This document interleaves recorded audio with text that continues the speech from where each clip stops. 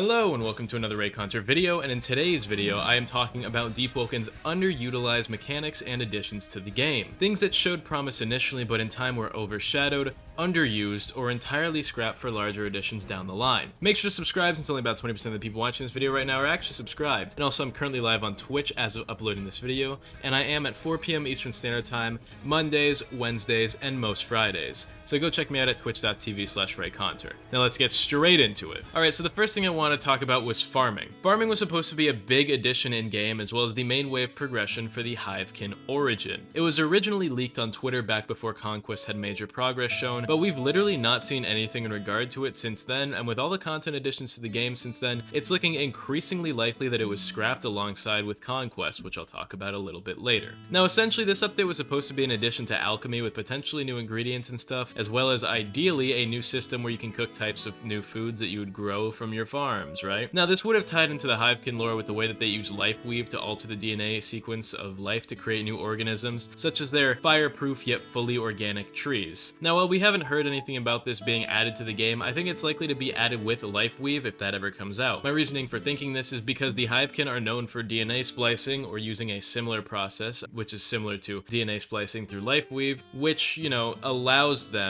to change the way that like certain things work, which is how they made their fireproof trees, for example. That's lore, right? With life weave added, that could actually work better, because if they add it with life weave, then you'd have the ability to gene splice new plants and stuff when farming, and it would be a lore friendly addition to the game that would allow you to make new stuff. But honestly, I don't expect it to come out anytime soon, if ever. It's realistically probably not going to come anytime soon, and if it does, it definitely won't be very soon, right? And then there's Conquest, which had so much stuff leaked and work put into it just for them to cancel it because it didn't fit the game well. Nobody really wanted it in the first place. It didn't win the community vote, yet the devs went ahead to try and make it anyway, but it didn't go too well as we've seen, because Conquest is pretty much scrapped at this point, or at least we think it is, with the devs having said really nothing about it and dropping all the content with it. So while Conquest is probably cancelled, it's not entirely out of the question. Then there's mantra modifiers. Why are there so little, and why are they all either direct upgrades or useless garbage?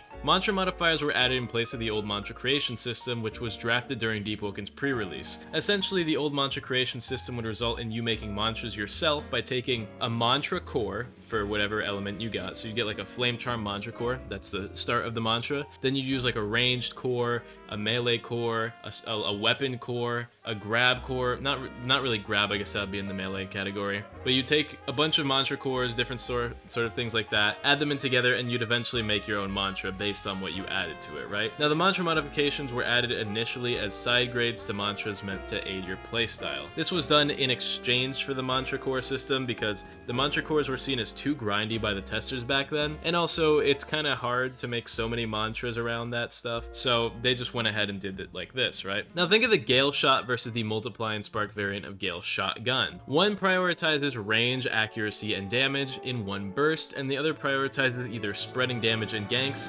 close-up combat in normal fights, and you know, it's better, right? But each shot does less individual damage than the one normal Gale Shot. That is a side grade. You make a choice which suits you better based on your playstyle. But then we have stuff like Blast Spark Ice Grab, which is direct upgrade. It just does more damage, and don't act like the ether cost increase is a worthy downside for more damage, because it isn't. Every mantra modifier made past release is either a direct upgrade, a direct downgrade that nobody uses, or an anime reference, and usually also still a direct upgrade or downgrade, with the exception of the Reversal Red variant of Flame Repulsion, which is actually a pretty well designed side grade. But regardless, most mantra modifiers are just not that well implemented, which is disappointing, because a lot of mantras don't even have modifiers that do stuff other than increase the base stats and ether cost, and the ones that do generally are either overshadowed by their modified variant or they're underused because the modifier variant isn't that good anyway. And that just goes along with mantras as a whole, because pretty much everyone running certain attunements runs the same mantras because it's a lot of unviable mantras. But also that also brings me into talking about the monster mantras, an underutilized system that has not given enough mantras to enough monsters, as well as them being kinda bad. sad. Like, I remember when we got the update and we got stuff like the Dragon's Breath mantra from the Kaido boss fight, the Dread Serpent, right? But oh my god, all of the monster mantras kind of just suck, which is sad because they're a very cool hypothetical addition, but then a lot of the mantras are either underutilized, they get like reverse power crept where they're just too weak, and then they have no real modifiers most of the time other than size, and then most monsters don't even get them. Like, I get that a lot of monsters do have them, but they could definitely add either more per monster and just give us entire monster movesets, which could be cool, or they could at least just try and give one to every monster, because not every monster has a monster mantra. Then we've got the Serenade Hollow. The Serenade Hollow is supposed to be both an early game progression route, but also an end game dungeon once you went far enough with unique enemies and a new boss with exclusive loot that would be worth fighting. However, the Serenade Hollow to this day remains an unupdated past optimization and bug fixes, and that's pretty much it, with little to no new content on release at that, since it's basically just a map, seeing as how all the enemies in the Serenade Hollow are reused and not original to the dungeon, which is also super lame thematically, because the Serenade Hollow is an underground volcanic area within the core of the earth with lava and fire. You're deep in the earth's crust mining for resources, and then for some reason the monsters are mechanical Sharkos, which are man-made, and mud skipper brutes and brood lords. Are we serious? The Mecha Sharkos being here also doesn't even make sense very much lore-wise, because they were created as guards who went rogue, but they're found down here in uncharted, untouched mine territory? Like, why? Because either there's gonna be people down there with the Mecha Sharkos who went rogue, or there's not going to be anyone down there because it had, like, the people haven't been down there yet. It's stupid. And then next up, I want to talk about a concept that was killed rather than something actually in the game, and that is wave-based PvE in any real form. The Diluvian mechanism ruined it. Hell Mode was the first wave-based PvE in Deepwoken, and I think it was pretty well done for the time. Spawning depths mobs randomly and providing you loot for as long as you continue fighting in Hell Mode servers after the bell is rung is good. But then the Diluvian mechanism released, and it basically made PvE wave scaling such a stupid stat check.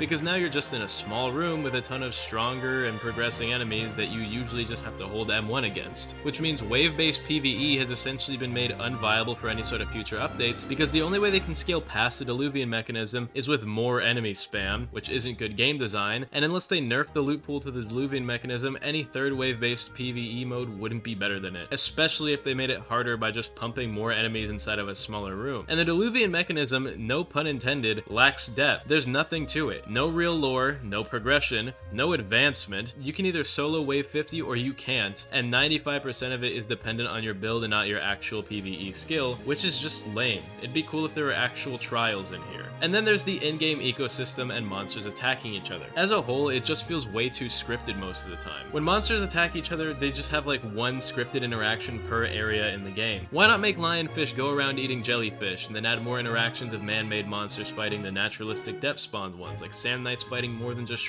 threshers and the occasional sharko? Why can't owls and sand knights fight, right? And then in relation to threshers, why don't NPCs have mounts? It'd be cool if you could get robbed by like highwaymen bandits who would be stronger and riding threshers they used to fight with, right? But mounts are kind of just useless most of the time on top of that, but you guys could at least implement them into the world more than just having it be something the player can get and that's really it. And of course, we know the lore is underutilized. So much lore in this game is told rather than shown, and I get a lot of it is pre-game stuff. For reference, why is there no reference to Alcyn and Nilsson, the twin angels in the game? For those of you who don't know, the three main celestials worshipped in Lumina are Neve, the Forest Mother, and the most commonly referenced celestial with her own faction being the Children of Neve, and then the twin celestials Nilsson and Alcyn. Now Nilsson might have been retconned, it's unclear, but Alcyn has little to no reference in game, no real like books or weapons that much, and no real lore revolving around him, despite the fact that he's supposed to be the most influential and well-known and worshipped of the three celestials that we know in game. So why is there like 2 NPCs that talk about him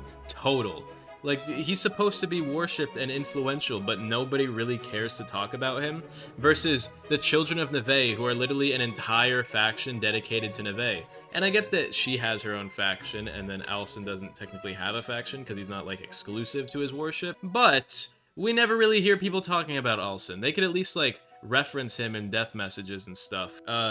I don't know, NPCs kill you, they say, I'm sending you to Olsen. Not specifically that, but you get what I mean, right? It's just kind of stupid. And then we have boats. Deepwoken boats are lackluster and boring. I wanted Deepwoken to have me feeling like a pirate before it came out, and it just doesn't do that. The boat combat in Arcane Odyssey is what I wanted to be in Deepwoken. And then the boat repairing would actually matter. Like, imagine getting into a long-winded boat fight, and you've got like 8 and 8 people in a server, right? And you're going against other pirates trying to sink their ships. Your troop are repairing the ship while their troop are repairing the ship and shooting cannons. You've got cannons going off at each other while fighting, and then boom, a critical hit lands. One person's ship just stops moving, they're critically damaged, right? And then you get enough people over, and then the enemy ship, right? And then you come over and continue forward, and you board their ship and you attack them. But instead, repairing ships in combat is useless because every ship either has so much or so little health it never matters. Most pirate battles just end up being 2 ships circling in the sea for a couple of seconds, and then everyone jumps into the water and fights, and then cannons are literally just a tool used for cheesing Primadon and nothing else. Overall, it's just kind of lame. As a whole, Deepwoken has a whole lot of underutilized and underwhelming systems I wish would get updated because they have a lot of potential, right? But obviously the devs are a little bit lazy, and there's a lot more I could have gone over, but I kind of just didn't. Anyway, make sure to subscribe and check out my live channel, and also check me out on Twitch. Shout out to YouTube members Green, Brick, Goobka, Highcard, and Drizzy Drake Fan. I love you all, have an amazing day, and goodbye.